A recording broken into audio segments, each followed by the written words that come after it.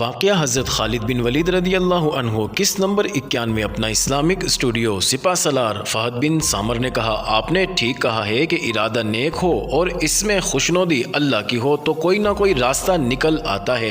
میں رومی فوج میں ان کے علاقوں میں رہا ہوں اور ان لوگوں کے رسم و رواج اور مذہبی عقائد سے واقف ہوں۔ 5 دنوں بعد چاند کی تیسری تاریخ ہوگی۔ اس موسم میں سال میں ایک بار چاند کی تیسری تاریخ کی رات یہ لوگ ایک تقریب منایا کرتے ہیں۔ میں اور حدید اس رات وہاں جائیں گے۔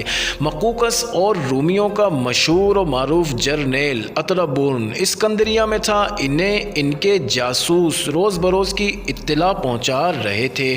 جاسوس نے انہیں بتا دیا تھا کہ مسلمانوں کی نفری بہت تھوڑی ہے اور کمک کا دور دور تک نام و نشان نہیں۔ مقوقس نے پہلے ہی کہہ دیا تھا کہ وہ مسلمانوں کے لشکر کو تھوڑی سی لڑائی میں ہی ختم کر دے گا اور لشکر لڑائی سے پہلے ہی بھوک سے مر جائے گا اور کہے گا کہ کھانے کے لیے کچھ دے دو۔ ناظرین، اس کے جاسوسوں نے اسے یہ بھی بتایا تھا کہ مسلمانوں کے ساتھ رسد بہت کم ہے جو فرما پہنچنے تک پوری نہیں ہوگی۔ مقوقس نے یہ اطلاع ملتے ہی ان دیہاتی علاقوں میں جہاں سے کھانے کے لیے اناج اور مویشیوں کی فراہمی ہوتی تھی اپنی فوج اس حکم کے ساتھ بھیج دی تھی کہ ہر گاؤں میں فوج موجود رہے اور مسلمان اگر اناج کی لوٹ مار کرنے کے لیے آئیں تو انہیں وہیں ختم کر دیں۔ اس طرح مقوقس اور اطرابون نے مسلمانوں کو بھوکا مارنے کا پورا انتظام کر لیا تھا۔ مقوقس نے ایک حکم تو پہلے ہی دے دیا تھا کہ جس کے تحت عریش سے ساری رومی فوج نکل آئی تھی اور فرما چلی گئی تھی۔ مقوقس نے یہ اہتمام اس خیال سے کیا تھا کہ مسلمان اور آگے چلے آئیں اور راستہ اتنا لمبا ہو جائے کہ ان تک کمک اور رسد بر وقت پہنچ نہ سکے۔ سپہ سالار عمرو بن عاص کے لیے بڑی ہی خطرناک اور روح کش صورتحال پیدا ہو گئی تھی۔ انہوں نے مدینہ کو ایک قاصد اس پیغام کے ساتھ بھیج دیا تھا کہ کمک جس قدر جلدی ہو سکے بھیج دی جائے اور وہ کمک کا انتظار نہیں کریں گے۔ مسعود بن سہیل مکی شتر بانوں کے بھیس میں فرما چلا گیا تھا اور واپس بھی آ گیا تھا۔ وہ اونٹ پر گیا تھا۔ صحرائی علاقے میں اونٹ کی رفتار بہت ہی تیز تھی۔ وہ سپہ سالار کے لیے یہ خبر لایا کہ مقوقس اور اطرابون خود فرما میں نہیں آئیں گے اور انہوں نے اپنی فوج کو یہ حکم بھیجا ہے کہ محاصرے میں نہیں رہنا ہے بلکہ بار بار باہر نکل کر مسلمانوں پر حملے کرنا تاکہ ان کا جانی نقصان ہوتا رہے۔ مقوقس نے کہا تھا کہ مسلمانوں کا جو بھی جانی نقصان ہوگا اسے وہ پورا نہیں کر سکیں گے۔ یہاں ضروری معلوم ہوتا ہے کہ فرما شہر کے متعلق کچھ بات ہو جائے۔ فرما مصر کا ایک مشہور شہر تھا۔ فرعونوں کے زمانے میں اس کا نام پلوز تھا۔ زمانے گزرتے گئے اور مصر قبطیوں کے زیر تسلط آ گیا تو پلوز کا نام پرمون رکھ دیا گیا۔ پھر آگے چل کر کسی دور میں اس کا نام فرما رکھ دیا گیا۔ ناظرین، جس علاقے میں فرما واقع تھا وہاں دریائے نیل جا کر 7 شاخوں میں تقسیم ہو جاتا تھا۔ ایک شاخ کا نام جسے اس وقت نہر کہا جاتا تھا پلوزی تھا، اسی لیے اس شہر کا نام پلوز رکھا گیا تھا۔ اسی طرح ہر شاخ کا ایک نام تھا۔ ان شاخوں کی تشریح ضروری معلوم نہیں ہوتی۔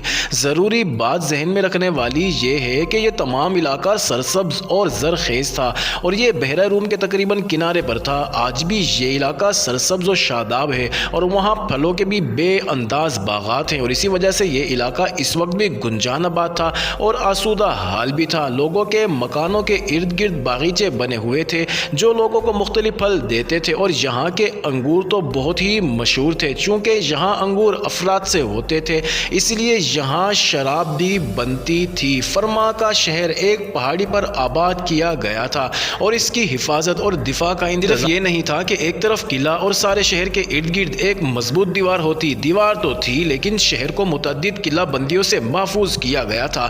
اس طرح اس شہر کی تسخیر تقریباً ناممکن بنا دی گئی تھی۔ ایک تو قلعہ بندیاں زیادہ تھی اور دوسری یہ پہاڑی پر آباد تھا۔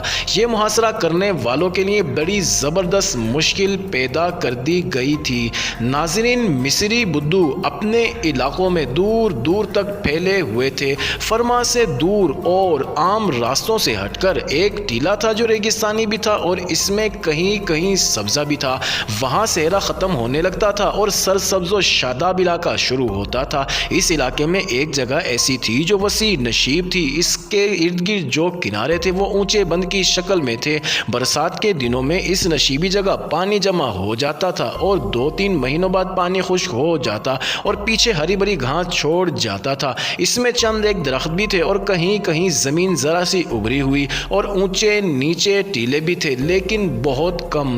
اس جگہ کو بدھو نے بہت خوبصورت بنا رکھا تھا اور اسے وہ اپنا ایک طرح کا مقدس نشیب سمجھتے تھے۔ یہ ساری باتیں فہد بن سامر سے معلوم ہوئی تھی۔ اس کے قریب ہی کہیں بدھوؤں کے مذہبی پیشوا اور ایک دو سردار رہتے تھے۔ رات کا وقت تھا اور چاند کی تیسری تاریخ تھی۔ کم و بیش 3000 بدھو دائرے میں اس جگہ بیٹھے ہوئے تھے اور درمیان میں بہت سی جگہ خالی چھوڑی ہوئی تھی۔ اس خالی جگہ کے وسط میں ایک قوی ہیکل بیل ایک کھوٹا گاڑ کر رسے سے باندھا ہوا تھا۔ اس کے خمیدہ سینگ مختلف رنگوں سے سجائے گئے تھے۔ اس پر سبز رنگ کا کپڑا ڈالا گیا تھا جس میں چمک سی تھی۔ ہوا سے یہ کپڑا ہلتا تھا تو مشعلوں کے شعلوں کی روشنی میں اس کپڑے پر چمک کی لہریں اٹھتی اور کھلتی نظر آتی تھی۔ بیل کے کھروں پر کوئی چمکدار چیز ملی گئی تھی۔ بیل کے گلے میں صحرائی پھولوں کے ہار پڑے ہوئے۔ 20-22 جوان اور جوان سا لڑکیاں جو ایک ہی جیسے لباس میں ملبوس تھے بیل کے ارد گرد دائرے میں رقص کر رہی تھی۔ وہ ملبوس تو تھی لیکن پوری طرح مستور نہیں تھی۔ ڈھول، دف، دو شہنائیاں بج رہی تھی۔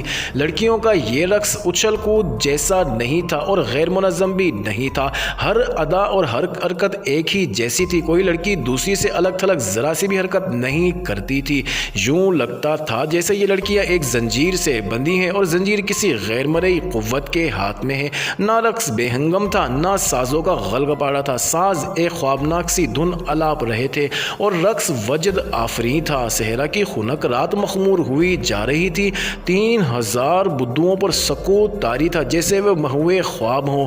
بیل کے ارد گرد چند ایک چکر پورے کر کے ایک لڑکی رقص کی اداؤں کے ساتھ بل کھاتی لہراتی دائرے سے نکل کر بیل کے سامنے چلی گئی اور بیل کا منہ چوم کر پھر لڑکیوں کے دائرے میں چلی گئی۔ اس کے پیچھے آنے والی لڑکی نے بھی ایسا ہی کیا اور تمام لڑکیوں نے ایسے ہی بیل کا منہ چوما۔ دائرہ ایک قطار بن گیا اور لڑکیاں ایک دوسرے کے پیچھے وہاں سے چلی گئی۔ ناظرین، جو جگہ رقص کے لیے خالی چھوڑی گئی تھی اس کے ارد گرد 5 بڑی مشعلیں جل رہی تھی۔